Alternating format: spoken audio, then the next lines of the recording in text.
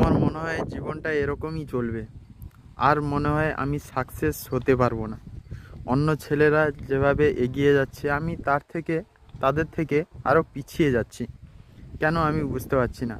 আমি ভেবেছিলাম যে বড় হওয়ার সাথে সাথে আমি আমার ফ্যামিলির দায়িত্ব নিব, ফ্যামিলির পাশে থাকবো, কিন্তু ওইটা আর হয়ে দাঁড়াচ্ছে না। কারণ এখন এতটাই বেকারত্বে ভুগছি আমি যে বলা যাবে না। এক তো কাজ নেই, উপর সে আমরা গরিব ফ্যামিলি থেকে বিলং করি। তো মেন কথা হচ্ছে একটা জায়গায় কাজ করতাম বা এখনও করছি, বাইরে কাজ করছি, ইদানিং কাজটা চলে গেছে, এখন বেকার হয়ে বাড়িতে বসে আছি।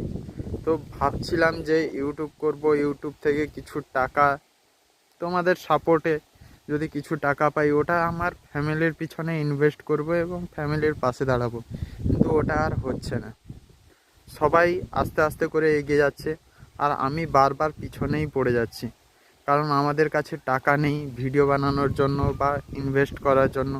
তার জন্য ভালো ভালো ভিডিও বানাতে পারছি না। জাস্ট তোমরা একটু সাপোর্ট করো, সাপোর্ট করলেই হবে।